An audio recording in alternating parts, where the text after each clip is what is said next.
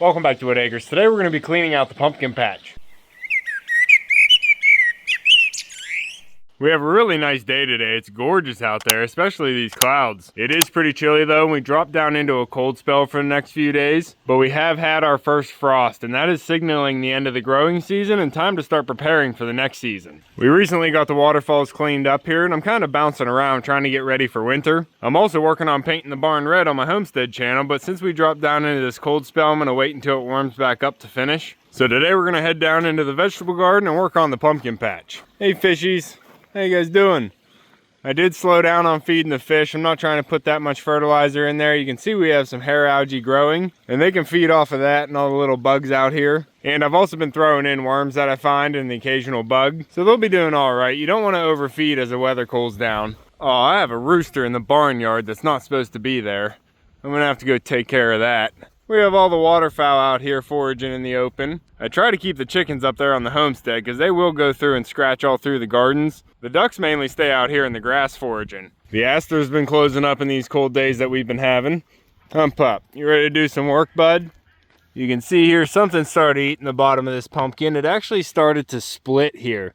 Even though the plant looks completely dead, it was still pushing some water into this fruit. But it looks like a rabbit or a chipmunk or something started getting in there, so we're not going to set this one out for decoration. We're just going to take it up for the pigs. They'll enjoy a nice little snack. You go ahead and search for that animal pup. We do have another pumpkin over here that we can harvest and take up to the pigs. It's completely split too. So I'll get these cut out, and then we're going to start pulling this plant out. I want to try and get a good bit of this vine out, and I'll throw this all into the compost. I don't want to try and rototill it into the ground. For one, it's just going to tangle up the rototiller. And if we put it in the compost, it's going to break down a lot better. Also, if there's any disease in there, we don't want to put it straight into the patch. So I want to get the fruit cut off the vine, then we're going to get the vine all cleaned up and thrown in the compost. Then we're going to come in here with the weed whacker, chop all the weeds down to level, and get this tilled up again. Now, I pretty much only till in the pumpkin patch, and that's because you really need soft soil to grow big pumpkins. And I'm also going to be amending this patch a lot. I need to get a lot of organic matter in there and some sand to break up the clay and also bring life into the soil. Growing healthy plants starts in the dirt. So of course it's going to be a process getting this patch ready for next season, but I'm also planning on expanding, and I think this whole area over here would look really nice as a pumpkin patch. I think this area would look really nice as a pumpkin patch, and I can just amend that soil so I can plant right there, and then it can all grow towards the setting sun. I'll have to try not to plant anything too high in those raised beds. And I need to do something about this grass, but I think this will open up some nice possibilities. And I have also started accumulating the compost for next year. I got a pile started out there in the field, and that's actually coming from my brother's farm with cattle and a friend's farm with goats. And I'm also going to have all the compost from my homestead as well. So what doesn't get used up in the patch back here, I can use that to make some nice stump mounds across the squash mound there. But I need to figure out how to take this grass out the easiest way possible. I do cover up most of it with wood chips, but you see that grows right through it. I could lay plastic across the grass and it should all be dead by spring, but I don't really like that method because there is life in the soil. You can actually see this mushroom growing here. So if I'm trying to create healthy soil, I don't think that's going to be the best method. I could cut it real short and put cardboard or newspaper down before the compost, but that's going to be a lot. The usable area here of grass that I would make the pumpkin patch out to almost the gate is about 20 feet by 80 feet. So that'd be a lot of newspaper. I do get a lot of cardboard, but it's not always the cleanest. But that's something to think about. That'd be a lot of area to rototill too. But we're going to play the long game and work this piece by piece. Up, up.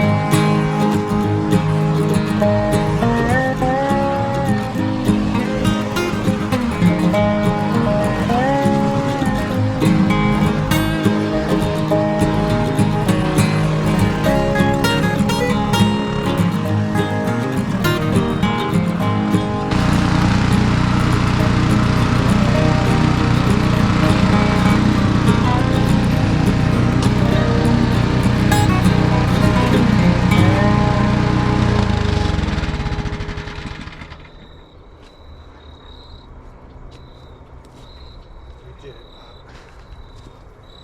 Nice. What are you looking for, pup? You hear something?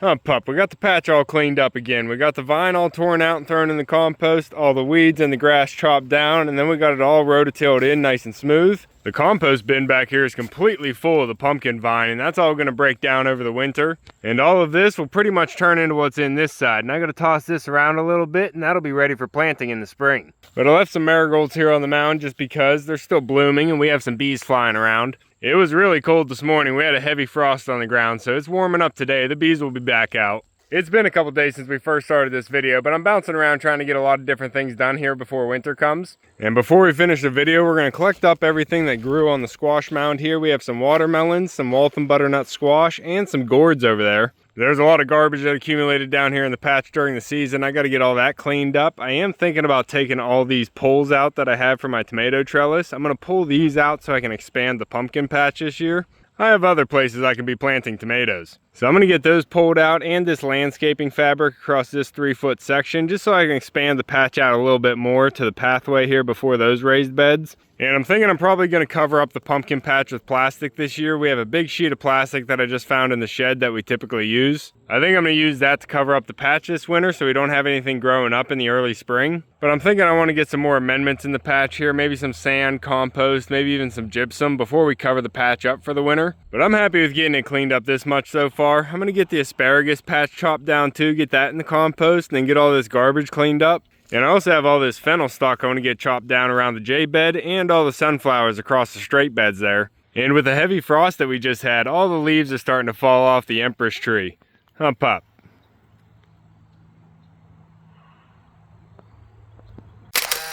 You good looking pup. But I did get all the grass mowed, including inside the garden here. And I'm still trying to figure out the best thing to do about all this grass. Oh, puppy, you're covered in burrs. You got thistle burrs all over you. You silly pup. They're all through your tail. Hold on, bud. Hold on. You're a mess. Oh, got it. But we have some old watermelon sitting here. I think the pigs are going to still enjoy this. So we'll get this and the pumpkins and all these butternut squashes here over to the animals. And we can probably share all these squashes with everybody. Huh, pup? And we did have some gourds grow. These are the snake gourds. They did actually pretty well. They're all stuck to the fence here, but we have a few. 1, 2, 3, 4, and maybe a couple more. We'll get all these over to the animals too before they rot away. So the veggie garden down here was not super productive this year. We did a lot of work on the homestead. We're going to be doing a lot of work down here in the veggie garden, so next year we're going to have a very successful veggie garden and pumpkin patch. Come on, pup, we need something to harvest these fruit. And that'll do it. We have about 7.5 of the squash and then about 8 1/4 of the snake gourds here. This bucket ended up not being enough. I'm gonna have to get the wheelbarrow. Huh, pup? Nice little treat though, along with a pumpkin and watermelon. But that's gonna be all for this one. We got the patch cleaned up, and in the next video we're gonna get the raised beds put away for winter. If you want to keep following along with everything here at Whitt Acres, make sure to subscribe down below. Hit that like button before you leave, and you can see me and Echo on the next one. Thanks for watching. Good boy.